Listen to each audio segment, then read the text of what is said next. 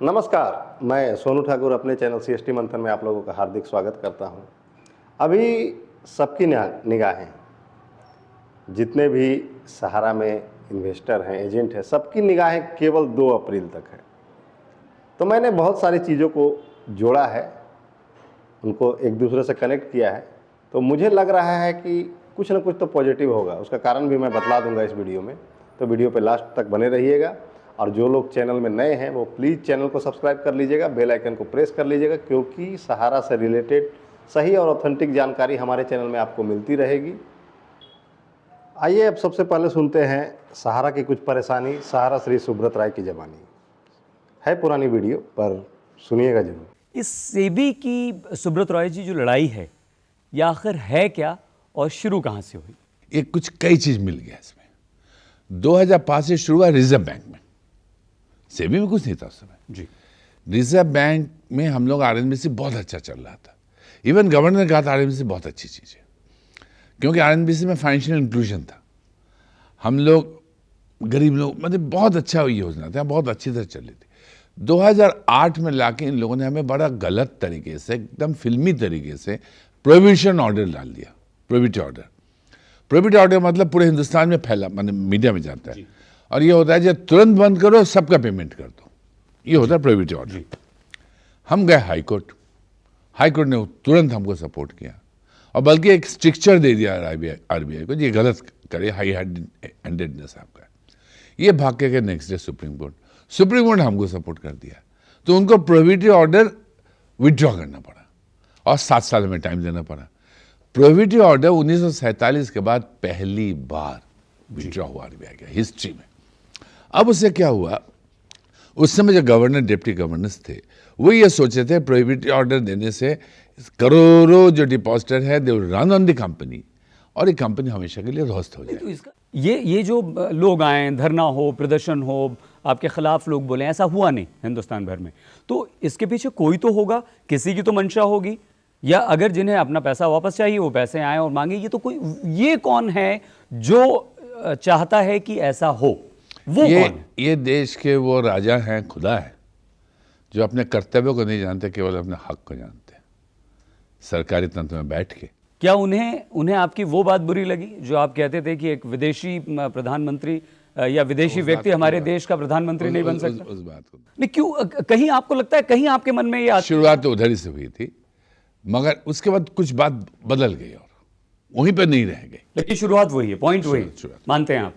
उसके बाद क्या हुआ, ये गवर्नर डिप्टी गवर्नर अपना पर्सनल डिफीट ले लिया, कंपनी कुछ नहीं हुआ और आरबीआई के ऊपर तोहमत लग गया। आरबीआई के नीचे के लोगों ने मीटिंग करके बात किया इस बात को, ये तोहमत लगा दिए, एक थब्बा लग गया आरबीआई पे, जो 47 के बाद पहली बार प्रोहिबिटिव ऑर्डर। ये अपना एक इतना वेंजेंस में आ गए लोग, इतना वेंजेंस में आ गए।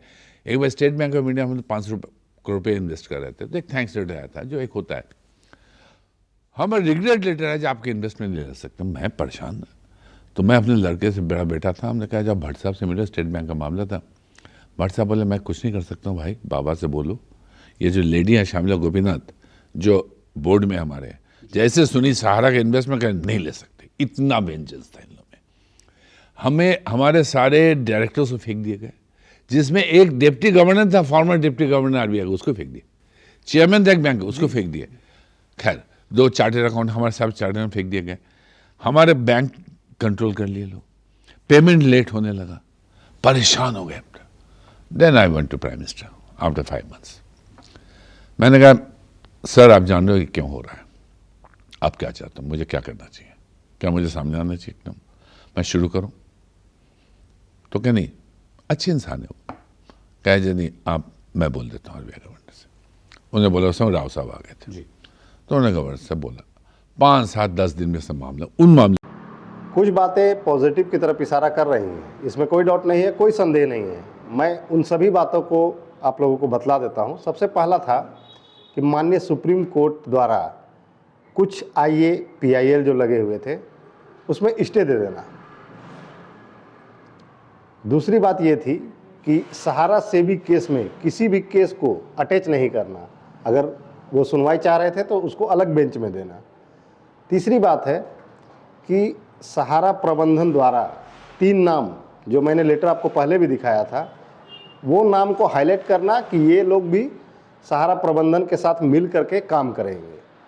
चौथा, 12 साल से सहारा सेबी केस के बाद किसी भी पदाधिकारी या सहारा प्रबंधन का कोई भी ऑथोराइज लेटर नहीं आया था, मगर सीमांतो राय जी का लेटर आना इस बात की पुष्टि करता है कि मध्यस्थता फाइनल है और मध्यस्थता में कुछ न कुछ होने वाला पॉजिटिव है। और सहारा के जितने भी मंजे हुए खिलाड़ी हैं वो भी जान रहे हैं कि 2 अप्रैल को क्या होने वाला है, क्या हो सकता है। लेकिन एक बात आप लोग को मैं बतला दूं कि आपकी समस्या कम हो सकती है, पूरी समाप्त नहीं हो सकती है। वो आने वाले दिन में जब सुप्रीम कोर्ट का ऑर्डर आ जाएगा फिर आपको खुद समझ में आ जाएगा। क्योंकि देखिए, ऑन कैमरा सब कुछ बोल पाना सही नहीं रहता है और पॉसिबल भी नहीं है। अभी वेट कीजिए। अब कुछ बातें आपको जाननी ज़रूरी है कि अभी जितने भी आपके प्रॉब्लम हैं, अंडर प्रोसेस दिखा रहा है या फिर जिनका डॉक्यूमेंट्स डाटा नहीं दिखा रहा है या मल्टीपल मेंबरशिप आईडी है, ये सब को अभी दिमाग से एकदम हटा दीजिए। क्योंकि डिसीजन ही डिपेंड करेगा कि ये सब प्रॉब्लम फिर आपको फेस करना पड़ेगा नहीं पड़ेगा।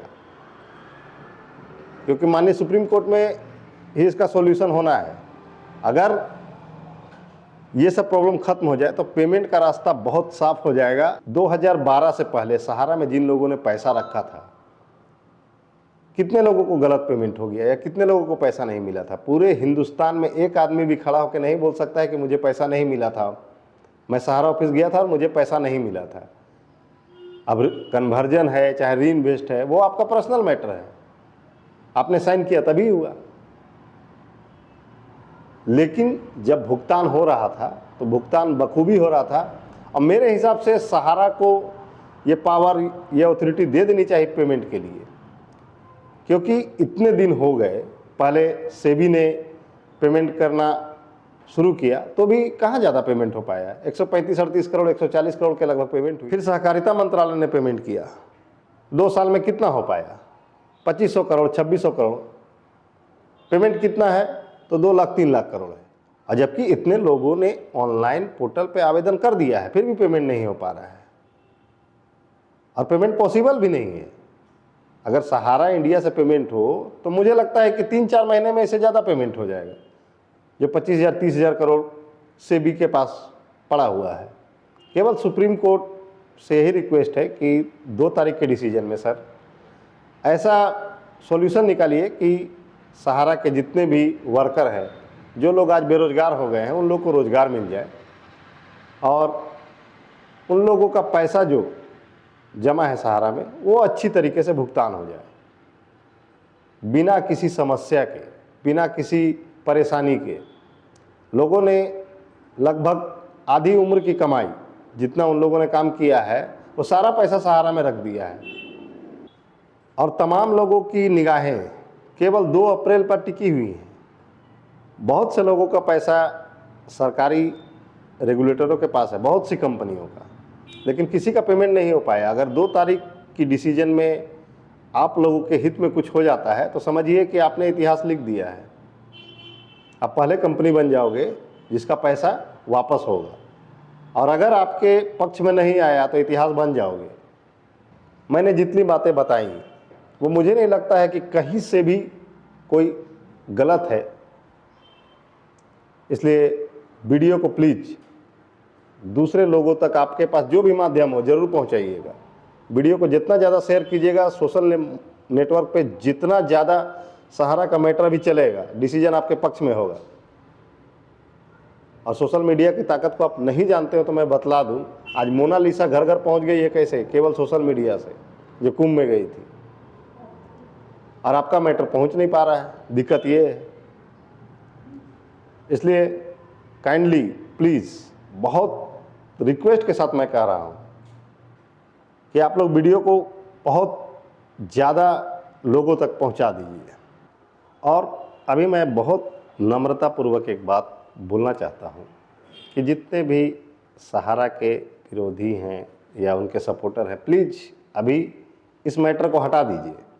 सहारा गलत है, सही है, ये सब मैटर को अभी भूल जाइए। अभी केवल भुगतान के लिए सोचिए कि आपका भुगतान का रास्ता खुल जाएगा, उसके बाद नेगेटिव पॉजिटिव करते रहिएगा, कोई दिक्कत नहीं है।